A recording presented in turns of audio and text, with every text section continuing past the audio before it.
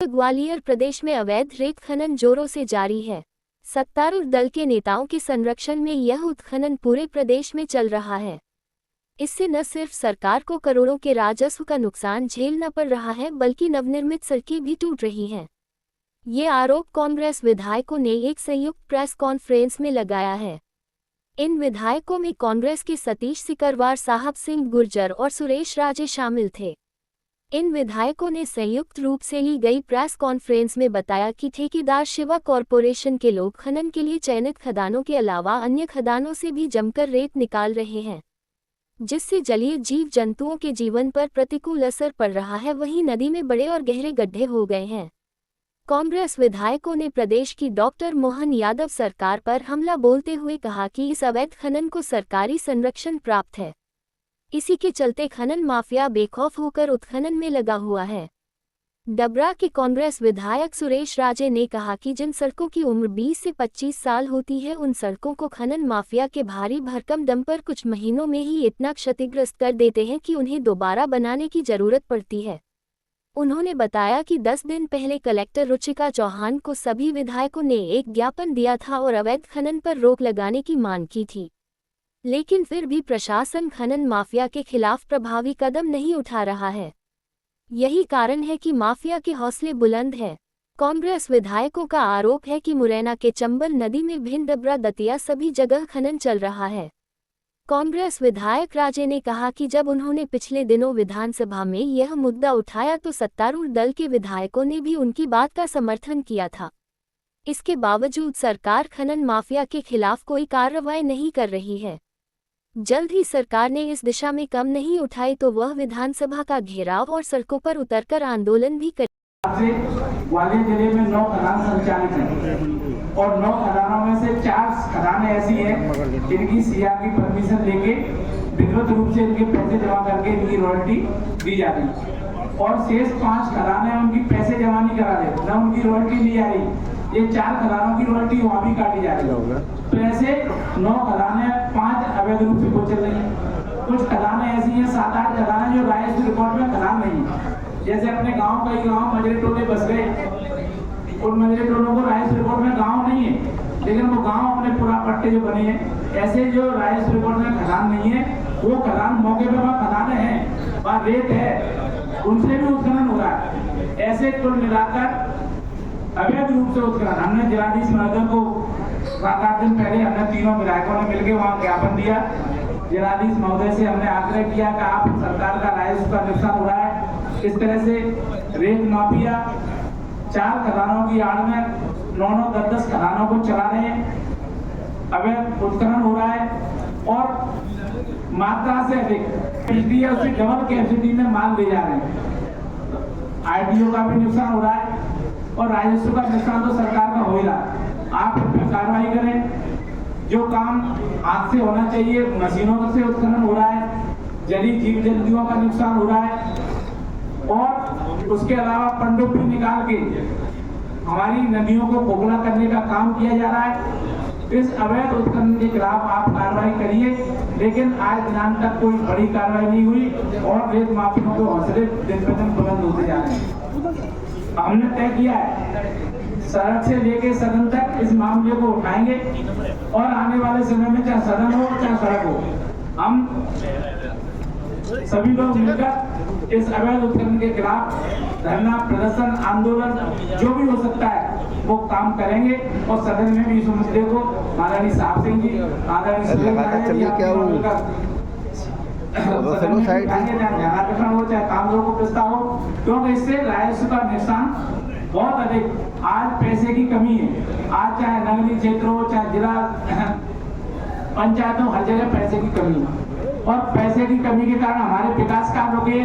लेकिन अगर सरकार सही तरीके से काम करेगी तो हम कह रहे हैं करोड़ों अरबों रुपए की हमें आय होगी और इसलिए हमने ये तय किया है कि हम आंदोलन, धरना, प्रदर्शन तो करेंगे ही, सदन से लेकर सड़क तक इस मुद्दे को उठाएंगे और किसी भी कीमत पे सरकार का राजस्व का नुकसान नहीं होने देंगे, चाहे उसके लिए हमें कुछ भी कदम उठाना पड़े। धन्यवाद। आदरणीय विधायक सतीश सिकरवार जी, आदरणीय विधायक सुरेश राजे जी के माध्यम से आज जो प्रेस वार्ता हम तीनों विधायकों ने आपके समक्ष की है, ये जनता के मुद्दे हैं और इसमें प्रशासन का और शासन की जानकारी में ये डालना चाहते हैं कि राजस्व की जो हानि हो रही है उसके संबंध में ये वार्ता की गई है। अभी आप सबसे चर्चा भी की, आप सबको बताया भी। अब आप कौन सा ऐसा पॉइंट है, कौन सा मुद्दा है जो हमसे जानना चाहते हैं, उसके बारे में भी आप सबको बताएंगे। कौन सी कंपनी है, कौन से लोग? इतना हमें पता है कि रेत जो ठेकेदार है उनका जो काम देखने वाला व्यक्ति है वो उसका गणपत नाम है और कंपनी का नाम तो हमें पता नहीं है, पर ठेकेदार शिवा कॉरपोरेशन है कंपनी का नाम। शिवा कॉरपोरेशन अभी से नहीं, बहुत पहले से ये रेत का काम कर रही है। उनको सब पता है कि कैसे सांठगांठ की जाती है और कैसे अवैध उत्खनन किया जाता है। इस पर अभी तक किसी की निगाह नहीं थी। हम चाहते हैं कि आपके माध्यम से ये मुद्दा उच्च स्तर तक उठना चाहिए, सबकी जानकारी में आना चाहिए, ताकि प्रशासन और शासन के लोगों को मालूम होना चाहिए जो राजस्व का नुकसान हो रहा है वो नहीं होना चाहिए।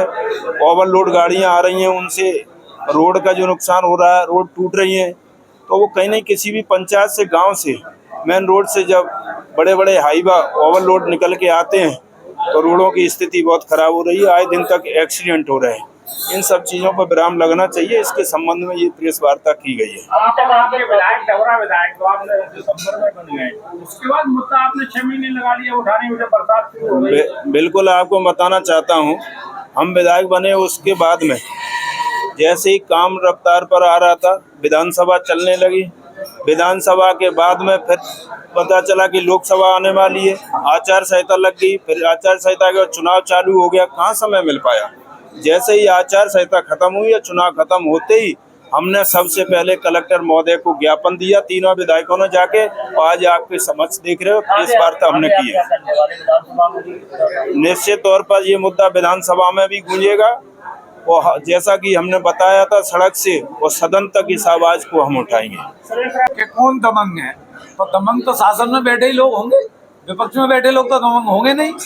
और जो चल रहा है इतना बड़े पैमाने पर ये कारोबार, तो ये तो शासन को जब हम लिखित में दे चुके हैं, और जो पहली बार नहीं कर रहे हैं, आपकी जानकारी में डाल दो, पिछला विधानसभा का रिकॉर्ड उठा लो, यही प्रश्न यही विधानसभा में हमने मुद्दा उठाया। और इस मुद्दे को ऐसा नहीं है कि सिर्फ विपक्ष के विधायकों का समर्थन मिला हो, सत्ता पक्ष के लोगों ने सदन में खड़े होकर हमारी बात का समर्थन किया कि विधायक जी ठीक कह रहे हैं, पूरे प्रदेश में अवैध उत्खनन हो रहा है, इसको रोकना चाहिए। और ये अवैध उत्खनन से देखिए दो बहुत बड़े नुकसान है। एक तो गरीब मध्यम वर्ग का व्यक्ति इससे बहुत ज्यादा परेशान है। इतने दाम बढ़ के भाई बाजार के अंदर रेता बिक रही है, और शासन का तो करोड़ों अरबों रुपए का नुकसान है उससे। और ये पहली बार मुद्दा नहीं उठाया। और एक एक चीज मैंने लिख के दी है कि मेरी विधानसभा के अंदर कौन कौन सी खदानें जो है ही नहीं, उसमें ही नहीं है ऑप्शन में, वहां से ये रेता उठ रही है लगातार। अरे एक बात बताओ मेरे को, मैं आपसे ही कहना चाहता हूँ और आपके माध्यम से शासन से पूछना चाहता हूँ कि एक आधी ट्रॉली रेत जब एक सरपंच भरने जाता है गांव में, गांव की पंचायत के काम के लिए, तो वो शासन को भी दिख जाती है, प्रशासन को भी दिख जाती है। पुलिस प्रशासन उसकी ट्रॉली लाके थाने में रख देता है और उस पर केस बनाता है लगभग 1.5 लाख रुपए का। मैं आपको नजीर दे रहा हूँ, उसका उदाहरण भी दूंगा, मैं सबूत के दूंगा कि इन पर कार्रवाई हुई कि नहीं। वहीं बड़े बड़े हाईवा एक तरह से लेन लगा के ऐसे निकलते हैं जैसे कोई मेला देखने बैलगाड़ियां किसी जमाने में जाती थी, वहां से थाने के सामने से निकल रहे हैं। वो रेत का अवैध उत्खनन आपसे पूछ रहा हूँ, बगल प्रशासन के मिली भगत के संभव है क्या? आप चले जाइए पिचोर नाके पर, जहां हम पिचोर और छपरा से निकलते हैं, वहां पर 10 लोग बगैर उसके बड़े होश से इत्मीनान के साथ वहां बैठे रहते हैं। सबसे बड़ा जो नुकसान है राजस्व का, ये क्या करते हैं, रॉयल्टी के नाम पर, रॉयल्टी की जो पर्ची है उसके नाम पर टोकन देते हैं। और एक अगर रॉयल्टी दे भी दी तो उस एक रॉयल्टी से 3-3 चक्कर लगवाते हैं। किसका नुकसान है भाई? ये शासन का नुकसान यानी जनता का नुकसान है। तो हमने जो आवाज उठाई है, और सबसे बड़ी बात, चाहे रायपुर का रोड हो, चाहे हमारा शुक्लियारी का रोड हो, चाहे हमारा पुट्टी का रोड हो, मैं गिना रहा हूं आपको, ये रोड अभी बने थे।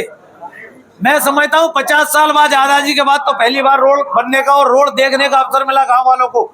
लेकिन इन अवैध उत्खनन करने वालों ने रोड की जगह गड्ढे ही गड्ढे कर दिए। रोड नाम की चीज खत्म है। नाम कौन से नाम तो बता दो, संरक्षण कौन बता दीजिए अरे तो नाम पूरी सरकार का संरक्षण है।